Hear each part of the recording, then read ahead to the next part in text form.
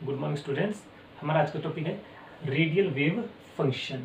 Radial wave function में हम variation देखेंगे साई की विद रिस्पेक्ट आर। साई हमें क्या बताता है? Amplitude of electron wave. और आर यहाँ पे हमने क्या लिया हुआ है? Distance from nucleus. जब हम साई को आर के रिस्पेक्ट में इसकी वेरिएशन देखेंगे, ग्राफ प्लॉट करेंगे, तो उसको हम बोलते हैं रेडियल वेव फंक्शन। तो फर्स्ट है for 1s orbital. 1s orbital के लिए साई की वैल्यू इस तरफ ली हुई है, इस तरफ डिस्टेंस फ्रॉम न्यूक्लियस। तो इस ग्राफ से क्लियर है कि जैसे जैसे डिस्टेंस फ्रॉम न्यूक्लियस इंक्रीज कर रही है, साई की वैल्यू डिक्रीज कर रही है। इसका मतलब क्या है कि साई की वैल्यू न्यूक्लियस के क्लोज ज़्यादा होगी फॉर 1s ऑर्बिटल, और जैसे इलेक्ट्रॉन जैसे न्यूक्लियस से डिस्टेंस बढ़ती रहेगी वैसे वैसे साई की वैल्यू डिक्रीज करती रहेगी। सेकेंड ग्राफ 2s ऑर्बिटल के लिए, इसमें डिस्टेंस न्यूक्लियस से इंक्रीज कर रही है इस डायरेक्शन में, और साई की वैल्यू डिक्रीज कर रही है, और इस पॉइंट पे साई की वैल्यू हो जाएगी 0 और इसके नीचे नेगेटिव। जहाँ पे साई की वैल्यू 0 हो गई इसको हम बोलेंगे नोड, ठीक है। और इसके ऊपर साई की वैल्यू पॉजिटिव और यहाँ पे साई की वैल्यू नेगेटिव। तो पॉजिटिव और नेगेटिव साइंस जो हैं ये चार्ज को इंडिकेट नहीं कर रहे हैं, ये सिर्फ साई की वैल्यू पॉजिटिव है या नेगेटिव है इस चीज़ को बता रहे हैं। और इसके बाद है 2p ऑर्बिटल के लिए radial wave function, variation of psi with respect to R for 2p orbital. जैसे जैसे डिस्टेंस फ्रॉम न्यूक्लियस इंक्रीज कर रही है, साई की वैल्यू फर्स्ट इंक्रीज करेगी, मैक्सिमम जाएगी, उसके बाद डिक्रीज करेगी।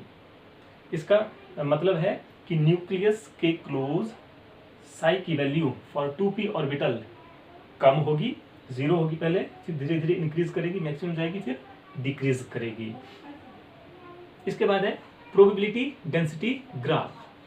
प्रोबेबिलिटी डेंसिटी ग्राफ क्या है? जब हम साई स्क्वायर को आर डिस्टेंस फ्रॉम न्यूक्लियस के रिस्पेक्ट में एक ग्राफ प्लॉट करेंगे तो जो ग्राफ आएगा उसको बोलेंगे probability density graph. This is for 1s orbital. 1s orbital में डिस्टेंस फ्रॉम न्यूक्लियस इंक्रीज कर रही है, साई स्क्वायर की वैल्यू डिक्रीज कर रही है। और साई स्क्वायर हमें बताता क्या है? Probability density of electron. इसका मतलब है न्यूक्लियस से जैसे जैसे डिस्टेंस इंक्रीज करेगी इलेक्ट्रॉन की प्रोबेबिलिटी डिक्रीज करेगी। This is graph for 2s orbital. 2s orbital में डिस्टेंस फ्रॉम न्यूक्लियस इंक्रीज कर रही है और साई स्क्वायर की वैल्यू डिक्रीज कर रही है, यहाँ पे 0 होगी, इसके बाद फिर से साई स्क्वायर की वैल्यू इंक्रीज की, मैक्सिमम की, और फिर 0 हो रही है। इसका मतलब है जहाँ पे साई स्क्वायर की वैल्यू 0 हो गई इसको हम बोलेंगे अगेन नोड। यहाँ पे नोड और यहाँ पे इस केस पे नोड है। तो नोड एक ऐसा एरिया होगा जहाँ पे probability of finding of electron 0 या निग्लिजिबल हो जाती है। तो 2s ऑर्बिटल में एक नोड प्रेजेंट होगा। और ये जो ग्राफ है ये है 2p ऑर्बिटल के लिए। डिस्टेंस फ्रॉम न्यूक्लियस इंक्रीज कर रही है, अगेन साई स्क्वायर की वैल्यू फर्स्ट 0 फिर इंक्रीज कर रही है, यहाँ पे मैक्सिमम होगी और फिर डिक्रीज करेगी। तो ये थे रेडियल वेव फंक्शन और probability density graph for 1s 2s and 2p orbital. Node यहाँ पे आया, 1s ऑर्बिटल में कोई नोड नहीं है, 2s ऑर्बिटल में एक नोड प्रेजेंट होता है, और 2s ऑर्बिटल में एक नोड प्रेजेंट होता है, और 2p ऑर्बिटल में कोई भी नोड प्रेजेंट नहीं है। नोड के लिए आपने एक फॉर्मूला याद रखना है। In case of s orbital, s orbital के केस में नोड हम कैसे निकालते हैं? n-1 फॉर्मूला से, ठीक है। s ऑर्बिटल के लिए n-1 फॉर्मूला लगाएंगे। और in case of p orbital node हम कैसे निकालेंगे? n-2 फॉर्मूला से। In case of d orbital node हम कैसे निकालेंगे? d ऑर्बिटल के केस में n-3 फॉर्मूला से, and so on. Next topic है हमारा बाउंड्री सरफेस डायग्राम। जब हम जो maximum probability of finding of electron है जिसको हम 90 to 95% लेते हैं, उस एरिया में अगर हम एक बाउंड्री ड्रॉ करें तो हमारे पास ऑर्बिटल की वैल्यू ऑर्बिटल की शेप आ जाती है। तो इसको हम बाउंड्री सरफेस डायग्राम बोलते हैं। इसमें सबसे पहले है shapes of S orbital. S orbital के केस में हमें पता है एल की वैल्यू कितनी है, 0। एल मतलब एजिमुथल क्वांटम नंबर 0 है, और M L magnetic quantum number की वैल्यू भी 0 होती है। एम एल हमें क्या बताता है, ओरिएंटेशन। जब एम एल की वैल्यू 0 है इसका मतलब ओरिएंटेशन हर डायरेक्शन में बराबर है। इसका मतलब है कि जो एस ऑर्बिटल होगा वो स्फेरिकल सिमेट्रिकल है, उसकी जो शेप है वो स्फेरिकल है। यहाँ पे हमने 1s ऑर्बिटल ड्रॉ किया हुआ है। जैसे जैसे न्यूक्लियस से डिस्टेंस इंक्रीज करती रहेगी, probability of finding of electron decrease करती रहेगी। यहाँ पे probability of finding of electron ज़्यादा है, डिस्टेंस इंक्रीज कर रही है न्यूक्लियस से, और probability of finding of electron कम हो रही है। सेम इन केस ये है ग्राफ, यहाँ पे probability of finding of electron कम हो रही है जैसे जैसे डिस्टेंस न्यूक्लियस से बढ़ रही है। और सिंप्लिसिटी के लिए हम 1s ऑर्बिटल को इस तरह से ड्रॉ करते हैं। ये जो हमने यहाँ पे दो बताए हुए ये 2s ऑर्बिटल हैं दोनों। 2s ऑर्बिटल में पहले न्यूक्लियस से probability of finding of electron decrease करेगा, उसके बाद एक ऐसा एरिया आएगा जो नोड कहलाएगा। यहाँ पे probability of finding of electron negligible है, 0 के बराबर है, तो इस एरिया को हम बोलेंगे नोड। नोड के बाद फिर से एक एरिया आएगा जहाँ पे probability of finding of electron यहाँ पे मैक्सिमम होगी, फिर probability of finding of electron decrease करती रहेगी, इस तरफ मैक्सिमम प्रोबेबिलिटी और यहाँ पे डिक्रीज कर रही है। तो 2s ऑर्बिटल के केस में नोड प्रेजेंट होगा एक। फॉर्मूला लगा लो n-1, 2s के लिए n की वैल्यू 2 है, 2 - 1 कितना हो गया 1, तो 2s ऑर्बिटल में एक नोड प्रेजेंट होगा। 1s 2s 3s 4s orbital का अगर हम साइज कंपेयर करें तो 4s ऑर्बिटल का साइज सबसे बड़ा होगा, उससे कम 3s का, उससे कम 2s का, और सबसे कम 1s ऑर्बिटल का size. 4s orbital maximum size, उसके बाद 3s, उसके बाद 2s, उसके बाद 1s। तो सबसे कम साइज किसका होगा, 1s ऑर्बिटल का। इस तरफ साइज डिक्रीज कर रहा है, ज़्यादा इसका ज़्यादा है इससे, इसका ज़्यादा है इससे, ज़्यादा है इससे, ठीक है। सेकंड है हमारे पास shapes of P orbital. P orbital की शेप कैसी होगी, इसमें पी ऑर्बिटल के लिए एल की वैल्यू कितनी होती है 1, एजिमुथल क्वांटम नंबर 1, और मैग्नेटिक क्वांटम नंबर की वैल्यू कितनी होगी -1, 0, +1। एम एल की वैल्यू से हमें पता चल रहा है कि जो पी ऑर्बिटल होगा उसकी 3 ओरिएंटेशन में 3 ओरिएंटेशंस उसकी होगी, मतलब 3 डायरेक्शन में होगा, ठीक है। और ओरिएंटेशन के बेस पे हम इसको बोलते हैं px, py, pz। अगर डायरेक्शन x एक्सिस पे है तो उसको हम px ऑर्बिटल बोलेंगे, डायरेक्शन अगर y एक्सिस पे है py बोलेंगे, और इसकी डायरेक्शन अगर z एक्सिस पे है उसको हम pz ऑर्बिटल बोलेंगे।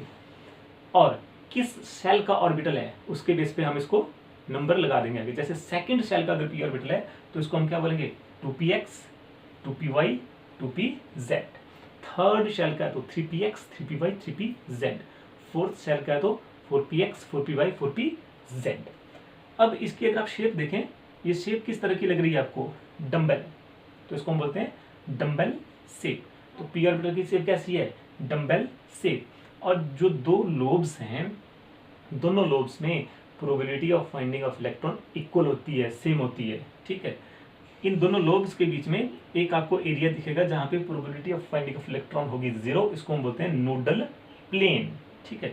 यहाँ पे ये नोडल प्लेन है और y एक्सिस पे लोब्स हैं, z एक्सिस पे लोब्स हैं, और ये नोडल प्लेन है। तो p ऑर्बिटल की शेप है डम बेल, 2 लोब्स होती हैं, दोनों लोब्स में probability of finding of electron equal होती है। थर्ड है हमारे पास shapes of D orbitals. D orbital के केस में l की वैल्यू 2 होती है, और जब l की वैल्यू 2 होगी तो ml की वैल्यू क्या होगी -2, -1, 0, +1, +2। इसका मतलब है ml हमें बताता है ओरिएंटेशन ऑफ ऑर्बिटल्स। 5 ऑर्बिटल्स हैं और 5 तरह की इनकी ओरिएंटेशंस हैं। अब डी ऑर्बिटल में 4 लोब्स होती हैं और डी ऑर्बिटल 5 है, इनके नाम क्या आ गए, फर्स्ट dxy, उसके बाद dyz, थर्ड है dzx, फोर्थ dx² - y², और फिफ्थ dz²। इसमें जो फर्स्ट 3 हैं dxy, dyz, dzx, इन तीनों में जो 4 लोब्स होगी वो एक्सिस पे प्रेजेंट नहीं होगी, वो बिटवीन 2 एक्सिस प्रेजेंट होगी लोब्स, ठीक है। जैसे यहाँ पे dxy में जो लोब्स हैं वो एक्स और वाई प्लेन के बीच में प्रेजेंट होगी। ये लोब्स है, ये एक्सिस के ऊपर नहीं है, ये एक्स वाई प्लेन के बीच में है। डी वाई जेड में वाई जेड प्लेन के बीच में लोब्स प्रेजेंट है।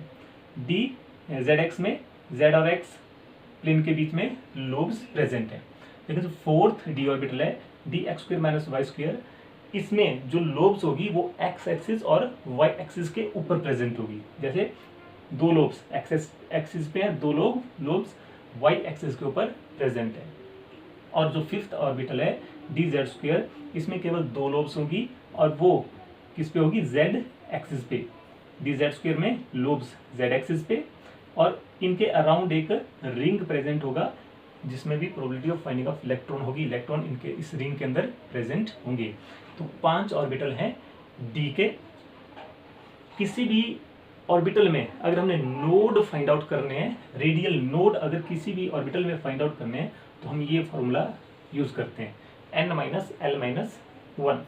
चाहे एस ऑर्बिटल है, पी है या डी है या एफ है, किसी भी ऑर्बिटल में अगर नोड फाइंड आउट करने हैं तो n minus L minus 1 formula लगाएंगे। जैसे हम बोलते हैं हमने 2s ऑर्बिटल में फाइंड आउट करना है, तो 2s के लिए n की वैल्यू कितनी है 2, s के लिए l की वैल्यू कितनी होती है 0 और l माइनस कर दो, 2 माइनस 0 माइनस 1 कितना आ जाएगा 1। तो 2s में एक नोड प्रेजेंट है।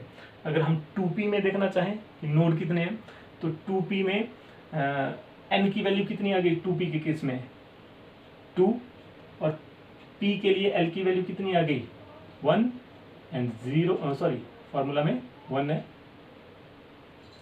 2 माइनस 1 माइनस 1 कितना आ गया 0।